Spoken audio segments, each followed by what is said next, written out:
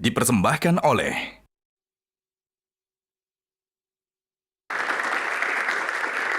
box pertama seru, kita bikin lebih seru lagi dengan pilihan box kedua. Nomor berapa Bang Densu? Iya, ini sebenarnya angka kalau dia kembar 3 itu angka setan katanya ya, angka iblis ya. Tapi kalau cuma satu di angka yang bagus ya saya pilih angka 6 ya. Oke, panjang sekali mau nyebut angka itu harus ada dramanya. Oh, memang kontroversial. Oke, kita buka podcast.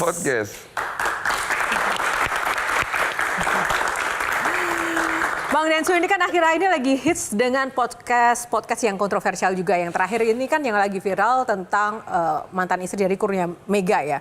Jadi sejak mengundang narsum dengan berbagai macam persoalan dan juga aibnya gitu kan. Apa sekarang visi dari atau misi dari seorang Densu ketika masuk ke dunia podcast? AdSense ya. Tetap ya, masuknya ke situ. Enggak, ini beneran. Hanya itu? Oh enggak. Kalau jawaban bijak depan kamera. Jadi ini terserah ya mau nilai saya jujur atau tidak. Jadi podcast itu saya buat waktu itu setelah saya pulang dari tempat Deddy Corbuzier. Saya waktu itu tanya sama Deddy Corbuzier gimana sih caranya bikin podcast. Inti podcast itu apa? Dia bilang inti podcast itu ngobrol. Saya bilang kalau ngobrol bisa di mana aja, Dad. Dan dia bilang iya. Akhirnya saya mendapat ilham itu dan kemudian saya berdoa sama Tuhan. Saya bilang, Tuhan, saya ini sudah Tuhan angkat di posisi seperti ini dari semua masalah hidup saya. Saya ingin waktu dan hidup saya berguna buat orang lain juga. Timbullah podcast itu. Densu, berdoa kepada Tuhan dan jadi kaya Densu. Masih nggak percaya sama Tuhan? Percaya sekarang. Sekarang? Iya. Setelah saya sadar, saya harus sudah kaya. Iya. Karena manusia akan sadar kalau kenikmatan sudah datang. Ya, biasanya begitu. Tapi jujurnya adalah podcast itu sebenarnya sampai hari ini hanya hati saya dan Tuhan yang tahu. Mau saya bawa kemana? Apakah tujuannya sekedar mencari AdSense? Saya bisa melakukan pembelaan. Banyak kok dari konten-konten saya dolar kuning tidak menghasilkan apa-apa. Ya. Tapi why I have to mention it, gitu kan? Ya. Orang menuduhkan, ya lu cuma konten cari uang. Yes, I am. So what? Ya. Yang tahu hati saya bukan Anda. Yang tahu tujuan saya dengan perkataan saya, Tuhan saya. Dan kalau saya tidak sesuai dengan hati saya, Tuhan saya pasti akan datang untuk mengadili saya. Tuhan yang mana? Saya nggak tahu ini. Nah ini dia nih. Ini masalahnya saya datang ke sini untuk mencari tahu. Ya. Oke, Intan silakan Intan. Kak, by the way ya, di Iya. podcast yang sama istrinya Kurnia Mega itu bikin medsos para presenter bola juga jadi rame loh, Kak. Iya betul. Termasuk aku juga ikut kena diserang. Sampai akhirnya beliau nyebutin inisial nama kan pada saat itu. Iya betul. Terus Kak, ini kan tadi Kak Densu juga bilang bikin podcast salah satunya pingin bikin hal atau berbagi hal yang bermanfaat juga kan buat para netizen. Nah, Enggak juga sebenarnya. jadi di depan kamera gitu kan. AdSense ya. Iya. Jadi di depan kamera gitu. Nah, tapi Iya. kalau dari semua bintang tamu yang datang ke podcast Kak Densu yang bikin apa ya ceritanya atau kisahnya bikin kayak wah ini pelajaran banget nih buat diri Kak Densu sendiri atau keluarga gitu, itu ada nggak sih Kak? Yang paling Kisah. menggetarkan hati ya? Iya, yang paling kayak wah ini kayak bisa jadi saya ambil pelajarannya nih dari hidup Sebenarnya gitu. podcast saya itu, yang saya suka dari podcast saya, kalian nonton podcast itu 10 tahun dari sekarang, masih tetap akan enak. Karena I talk from my heart to the person with the heart. Saya nggak sekedar bikin konten di situ. Saya bicara dari hati ke hati. Dan saya tahu energi itu begitu berat, sampai saya siapkan energi begitu besar. Uang bisa dicari, tapi hati tak bisa dibeli. So I talk with the heart. Dan semua podcast saya itu buat saya, semua punya dampak yang luar biasa buat hidup saya. Dampak paling besar terjadi di tahun 2022 saat saya kehilangan 4 orang yang saya wawancara. Vanessa, Laura, Bayu, Bunda Dorce. Nah, sehingga para netizen karena itu juga menganggap bahwa podcast Densu ini kutukan, Anda marah tidak Iya. dibilang begitu? Tidak, saya nggak peduli. Kutuk saya, hidupkan mereka. Densu nangis ya kehilangan 4 orang ini? Saya sangat patah hati, bukan nangis lagi. Karena saya mendengarkan dari hati. Saya tahu ketika hati berbicara kan kita bisa rasa. Saat mereka harus pergi, di saat waktu mereka belum happy ending kan we are so sad. Ya. Nah disitulah saya merasa bahwa podcast saya 10 tahun, 20 tahun, 50 tahun lagi Udah bukan AdSense yang dilihat, tapi what is the history, value-nya yang kita bisa ambil. Dan tapi gue kan kadang ngelihat lu ya, udah melihat dengan emang dari dulu dia emang pinter untuk bersosialisasi, pinter ngomong gitu. Dan menurut lu dengan pengalaman hidup lu ya yang roller coaster itu membuat lu menjadi orang yang apa ya? Pada saat lu menjadi seorang podcaster ya, lu menjadi host, itu membuat lu lebih nyaman, lebih enak untuk ngomong apa adanya, itu nggak? Iya, karena gue tuh udah sampai di fase dimana sebenarnya gue berbohong pun tidak akan pernah baik buat hidup gue. Kejujuran adalah pintu menuju surga buat gue. Saat gue mengalami kejadian di usia gue 33 ketika waktu itu gue secara spiritual bertemu dengan Tuhan. Gue merasakan momen dimana ternyata akhirnya orang pintar pun bisa kalah. Orang hebat pun bisa jatuh. Tapi hikmat Tuhan akan kekal sampai akhirnya. Dan saya berjalan dengan itu saja. Dan ketika saya akhirnya mengerti semua itu, saya percaya bahwa kita butuh uang nih semuanya. Kita butuh kesuksesan. Tapi apakah itu yang membuat lu punya value di endingnya nanti? Tidak kan? Tapi untuk membuat value itu, kamu butuh uang. Oleh karena itu kita perlu wisdom. Makanya silakan wisdomnya Pak. Oh belum ya, belum tutup ya. Biasanya wisdom langsung datang dari Bapak itu ya.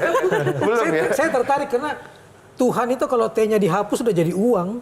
Iya, betul. Apa saya menyembah uang kali ini? Saya mulai ragu loh sama diri saya di acara ini loh. Iya, ya gampang goyah saya, gampang goyah ya. Iya, gampang goyah. Jadi ya. dirimu sebenarnya bukan gak beragama, dirimu spiritualis sebenarnya. Saya kurang tahu. Cuman itu. belum menentukan agama apa yang mau disematkan kan? Sudah. Saya sudah tentukan. Okay. Agama yang saya sematkan itu adalah Kristen lewat pembaptisan. Okay. Kenapa saya pilih Kristen lewat pembaptisan? Karena saat itu saya mengikut Yesus Kristus. Ya. Hingga Hingga kini. Masih sampai sekarang ya. Karena kan banyak statement yang mengundang. Kalau Dr. Haikal melihat Densu dengan segala macam perkembangan hingga menjadi sosok yang seperti ini, menurut Anda seperti apa? Oke, kalau dari segi kesehatan ya, wajar ya di usia segini itu udah mulai wisdom. Karena dulu ketika masih muda, kenapa kok sombong ya? Karena hormonnya lagi naik tuh, ya. Usia 30 laki-laki itu ada di puncak masa-masanya tuh. Pantes jam 3 subuh saya suka mampir ke tempat orang.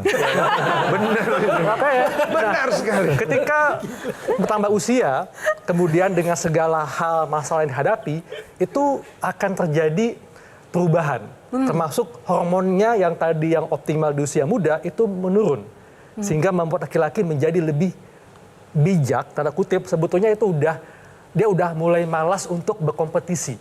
Tapi yakin Densu sudah malas berkompetisi? Maksudnya gini, berkompetisi dalam hal kalau pas muda kan, wah gua mesti bisa nih, gua basket nih, gua harus menang, gua harus bisa bikin skor banyak.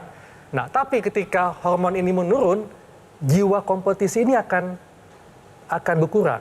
Sehingga membuat laki-laki kok lebih bijak ya ketika tambah usia ya. Padahal mungkin itu juga dipengaruhi oleh hormon yang menurun tadi. Gitu. Tapi benar nggak? Karena kalau saya melihat atlet itu memang kompetitif itu sudah menjadi bagian dari jiwanya. Nah kalau Densu sendiri walaupun sekarang sudah tambah bijak, tapi ada nggak sesuatu yang kadang tuh menjadi trigger untuk wah nggak bisa nih, memancing untuk make a move gitu? Iya. Itu pengalaman Yohana. Oh, Itu pengalaman Yohana. Oh, itu pengalaman. Iya, dia lagi bertanya kepada saya. Karena Yohana juga kan maksudnya kenal dengan beberapa atlet. Iya. Itu kan Ya kan Momen ya. Itu pernah ditanyakan kan lah. bahwa gini, enggak deh kayaknya kompetisinya tetap ada deh. Kalau Densu gimana? Tapi saya setuju dengan pendapat dokter. Ini kok jadi aku ya? Iya. Karena kita semua terlibat masalah sekarang. Ya kan? Jadi saya setuju banget, memang benar kalau secara hormon itu ketika kita mungkin menua itu kan hormon kita menurun. Dan saya juga merasakan bahwa keinginan saya berkompetisi itu menurun. Menurut saya laki-laki itu ketika mengalami fase seperti itu dia hanya akan menjadi dua pribadi. Dia menjadi bijak atau bejat. Iya kan, biasanya begitu pada prakteknya. Beda tipis. Dan saya merasa memang ada kondisi-kondisi di mana saya sudah tidak melihat menang kalah itu menjadi sebuah prioritas. Tapi benar juga ada beberapa hal di mana saya harus menang. Saya masih terus mengejar waktu saya, berkompetisi dengan waktu saya. Saya nggak tahu kapan Tuhan jemput saya. Saya berkompetisi untuk menuliskan riwayat saya di dunia ini untuk bersaksi di hari kematian saya kepada Allah Bapa saya selesai. Itu Saya yang pulang. Densu bilang, saya banyak dosa, kalaupun saya sekarang berbuat baik supaya dosa saya hapus. Harapan saya.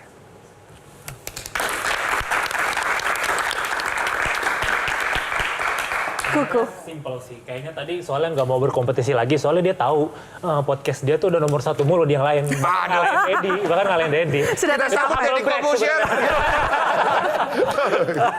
Humble break sebenarnya. Oke. Jadi saya itu menyerap energi orang, saya ambil, setelah itu saya bawa ke Tuhan. Saya lepasin lagi. Jadi saya itu tidak pernah mau merasa memiliki segala sesuatu karena saya tahu apa yang kita punya dalam bentuk energi pun itu kita pinjam. Dan kalau kita udah mengerti konsep itu gampang sekali memainkannya. Asik. Asik, tepuk tangan dong. Tapi gini loh, kalau ngelihat kesibukan dia ya kita tahu waktu menjadi atlet itu jelas tiap hari rutinitas segala macam. Tapi kan sekarang lu dengan konten-kontennya, podcastnya, basketnya, terus juga lu masih main film juga, lu harus ke luar negeri dan segala macam. Sekarang promo. Yang membuat lu kuat dan membuat lu menjalankan ini dengan semangat siapa atau apa? Hati. Hati yang Masa lihat suka gua cita. kayak gitu dong? Iya. Hati. Saya tahu hati kamu lagi kalut. Bisnismu lagi turun. Tapi saya doakan bisnismu naik habis ini. Karena hati yang selalu mencari hal-hal baik di dalam dunia ini, dia akan terisi oleh energi positif. Jadi kalau hati kita jaga selalu positif, lewat apa? Lewat doa. Yang Islam sholat, yang Kristen doa, ya. Doa dan doa, ya. Dan saya pikir dengan melakukan hal itu, kita akan menarik energi positif ke dalam hati kita. Duit apa-apa semua dari saya tuh, saya tidak pernah lihat akan duit ini dari promotor, dari manajer sampai sekarang ini tidak pernah dapat apa-apa.